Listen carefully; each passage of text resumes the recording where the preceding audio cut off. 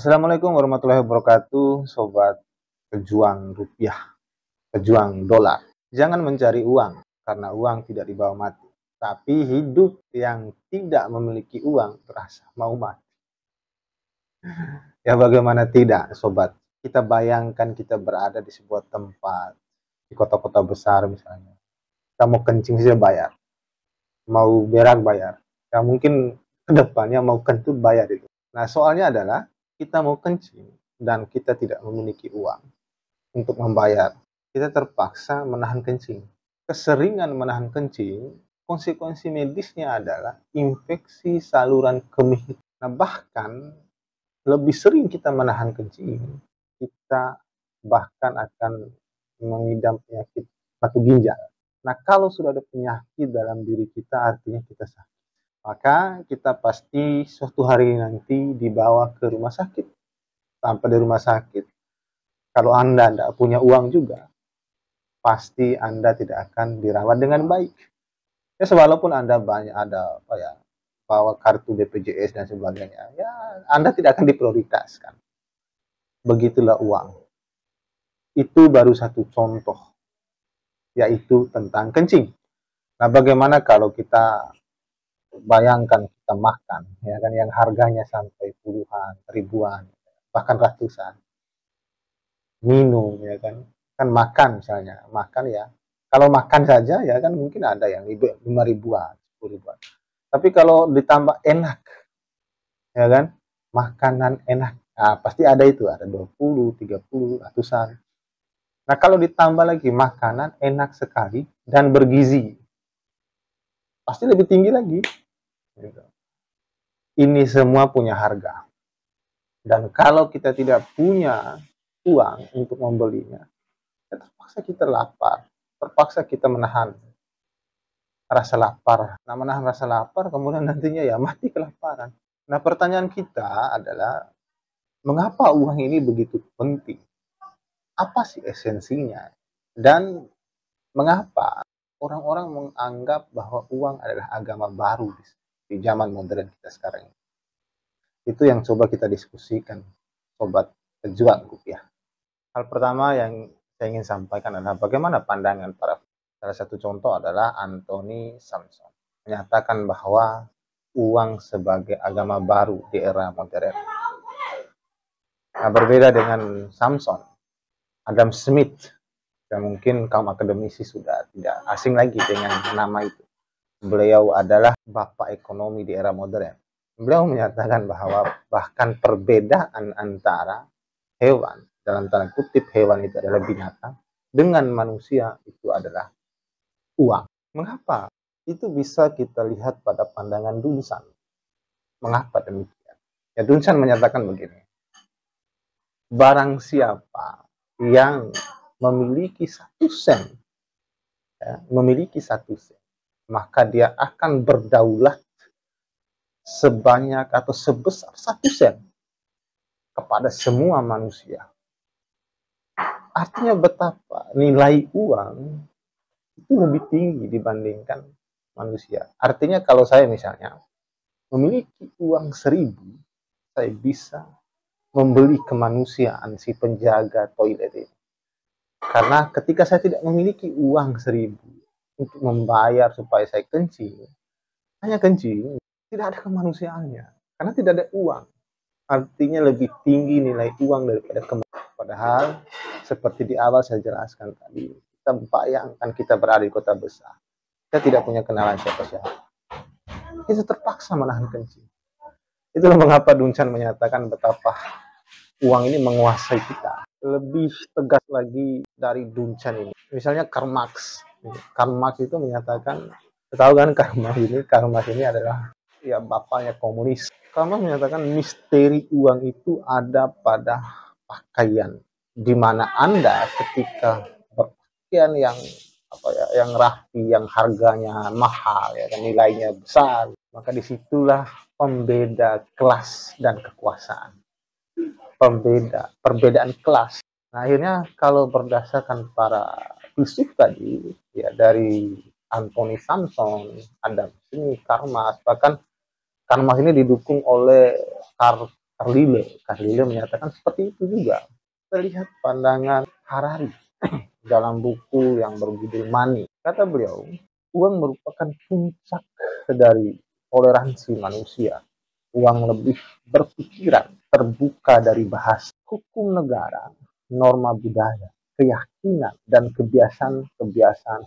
Uang juga merupakan satu-satunya sistem kepercayaan ciptaan manusia yang menjembatani setiap jurang kultural dan tidak mendiskriminasi atas dasar gender, agama, usia, ras, atau orientasi seksual. Jadi dari pandangan Harari ini saya kira itu menjawab mengapa Anthony Sampson, Adam Smith, Karl Marx itu menganggap materi yang kita sebut uang ini sebagai agama baru, Tuhan, bahkan rajanya dunia ini adalah uang.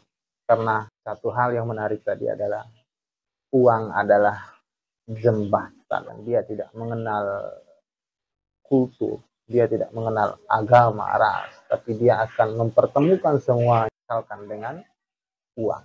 Uang adalah sistem kepercayaan yang dibuat oleh manusia. Artinya apa? Uang adalah agama di era kita sekarang ini yang menghilangkan batas-batas sekat-sekat antara kita.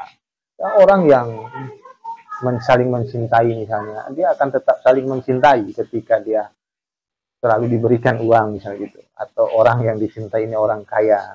Tetapi berjalan waktu, yang itu, meskipun begitu modelnya, tetapi penggunaan uang pada kehidupan kita pada akhirnya adalah akan membangun emulasi atau persaingan antara individu dengan individu yang sama. Nah, persaingan inilah yang membuat kita menjadi hewan, ya, menjadi binatang, menjadi babi, menjadi monyet karena persaingan-persaingan ini. Nah, bahkan di ranah-ranah politik ada tidak persaingan ini membuat kita kehilangan akal sehat hanya karena merebut uang. Nah, agar lebih kita memahami, kita tahu dulu apa ini uang. Uang menurut Kamus Besar Bahasa Indonesia KBBI adalah alat tukar atau pembayaran yang terukur nilainya secara sah. Itu uang. Nah, berdasarkan asal katanya, uang ini berasal dari dua kata, yaitu uang dan daluang. Uang adalah alat pembayaran yang terbuat dari emas, sementara daluang adalah uang atau alat tradisional untuk pembayaran yang terbuat dari serat kulit pohon yang teksturnya kasar. Sehingga dari dua hal ini kita bisa simpulkan bahwa uang adalah buatan manusia, alat pembayaran yang terbuat dari ada yang dari emas, ada yang dari serat kulit pohon ya, berbentuk kertas ya kan, ada yang koin. Gunanya apa? Alat tukar yang sah. Jadi intinya di situ, alat tukar. Nah, artinya apa? Kalau uang itu dibuat oleh manusia, maka manusia lebih berkuasa atas uang, bukan uang berkuasa atas manusia. Nah, sekarang sobat pencari cuan atau pejuang cuan, kita pikirkan dari aspek pandangan filsuf tadi, dengan esensi uang itu adalah hanya alat tukar yang dibuat oleh manusia, yang berkuasa di atasnya adalah manusia, bukanlah uang. Kita pikirkan mengapa dalam kehidupan kita sehari-hari banyak orang yang membunuh manusia karena memperebutkan uang.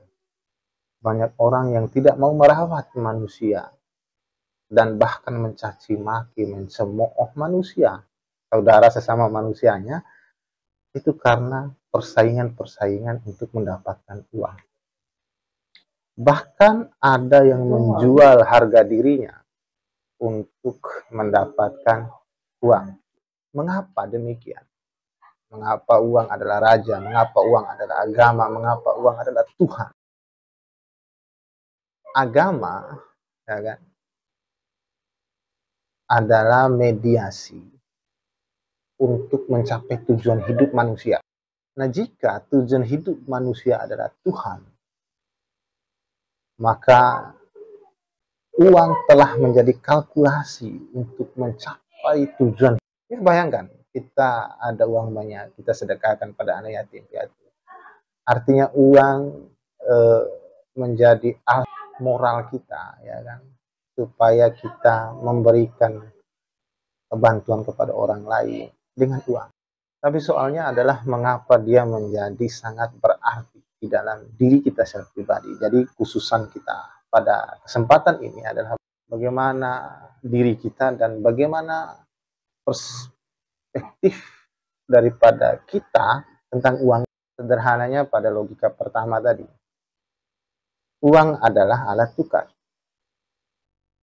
Itu saja kunci kata itu, dan renungkanlah bahwa fungsi uang hanya itu, selebihnya tidak ada. Nah, pertanyaan selanjutnya, mengapa dia masuk ke dalam pikiran dan mudah sekali kita tercemar dengan hal-hal demikian? Saya ambil satu kutipan yang luar biasa dari Jalaluddin Rahmat, bahwa kesalahan kita dalam perspektif tadi itu mengakibatkan kesalahan kita dalam bertindak. Kesalahan kita dalam berpikir mengakibatkan kesalahan kita dalam bertindak. Dan bagaimana kita mendapatkan uang. Jadi kalau di dalam pikiran kita uang itu adalah Tuhan segala dari segala sesuatu, dan dia yang memenuhi pikiran dan hati kita, maka tindakan kita juga seperti itu. Nah, mengapa pikiran kita seperti itu? Itu karena epistemologi kita adalah materialisme. Melihat segala sesuatu itu berdasarkan angka, berdasarkan harga. Mengapa demikian? Karena epistemologi, epistemik, pengetahuan dalam diri kita yang membentuk prinsip hidup kita adalah materi, materialisme. Ya, materialisme kita tahu ada anak-anaknya, ada liberalisme, pragmatisme, kapitalisme. Ya. Semuanya itu terbentuk, dasar pemikirannya adalah materialisme. Sehingga kita menganggap segala sesuatu itu hanya bisa ditukar dengan uang. Dan segala sesuatu itu hanya dapat dilakukan dengan uang. Semuanya mulus. Itu kalau kita pandangannya materialisme. Itulah kenapa para filsuf di awal tadi saya jelaskan menganggap bahwa uang itu agama baru sekarang. Kenapa? Karena memang di dalam diri mereka pandangan ideologi, ya kan, pahaman-pahaman mereka adalah pahaman-pahaman materi. Mereka tidak percaya ruh. Mereka tidak percaya sesuatu yang batin di dalam diri kita. Yang mereka percaya adalah materialis. Nah, itulah kenapa mereka menganggap uang ini agama baru. Ya, karena mudah saja mereka membuat agama. Seperti yang saya jelaskan di video sebelumnya, bahwa kalau agama yang dibuat oleh filosofi manusia, itu agama yang logikanya nisbi, terikat oleh ruang dan waktu. Nah, jadi teman-teman, yang mempengaruhi kenapa kita, perspektif kita itu salah akan uang, menganggap uang itu Tuhan, menganggap uang itu agama, menganggap uang itu segalanya, itu karena pikiran kita, hati kita, isinya adalah tentang uang. Mengapa semuanya tentang uang? Uang itu materi. Maka saya pastikan, ya, ini menurut saya, nanti kalian diskusi, ya, komentar di kolom komentar. Saya pastikan itu adalah karena pandangan, pahamanmu adalah materialisme. Ya, bisa saja kamu kapitalisme, kamu komunisme, kamu liberalisme, tapi semuanya dasarnya, pijakannya adalah materialisme. Jadi filsuf barat itu cenderung mereka tidak mempercayai atas keberadaan yang spiritual. Sehingga anggapannya seperti itu. Nah, bagaimana pembuktiannya? Supaya kita menganggap uang itu tidak segala. Ya, dalam hal budaya, semua tidak hanya berkaitan dengan uang. Kita bicara dengan komunikasi bisa, tanpa uang. Kita bisa pergi kemana-mana tanpa uang pun bisa. Dengan apa? Komunikasi. Nah, kenapa di dalam komunikasi, ketika bertemu antara energi satu dengan energi yang lain yang sama-sama baik, semua akan bisa ketemu tanpa uang. Mengapa? Ada energi. Nah, energi dalam bahasa agama itu adalah ruh yang ada dalam diri kita. Energi yang baik bertemu dengan energi yang baik, dia akan saling membantu. Dia akan saling mencintai tanpa uang. Nah, inilah yang tidak dilihat oleh kaum-kaum materialis. Seperti pada pandangan filsuf di awal ini. Ya, Adam Smith, Karl Marx, itu kan orang-orang materialis. Jadi teman-teman, kita tetap mencari uang. Uang memang adalah sesuatu pelumas yang baik di dalam kehidupan kita, ya pelicin yang baik di dalam kehidupan kita. Tetapi jangan sampai kita merendahkan kemanusiaan kita hanya untuk uang, merendahkan manusia lain hanya karena uang, membunuh manusia lain karena uang. Karena uang hanyalah buatan kita, proyeksi pikiran kita, sama kayak gelas ini. Gelas ini proyeksi pikiran kita, ide kita, keluarnya jadi gelas. Sama kayak uang. Kan awalnya barter kita ini, barter, terus karena barter ini nilainya itu tidak seimbang, ya kan, tidak terukur, maka digantilah dengan uang. Ya saya kira begitu, menurut saya, ya gitu. Tidak tahu menurut sobat pejuang rupiah. Satu informasi bahwa kenapa di barat juga itu Tuhannya uang, ya, bisa beruang, tapi jangan di Indonesia, ya. God, apa bahasa Inggrisnya Tuhan? God. God itu apa? Gold, oil, dan diamond. Jadi Tuhannya mereka itu adalah gold, oil, dan diamond. Emas, minyak, dan berlian. Itu adalah uang. Tuhan mereka uang.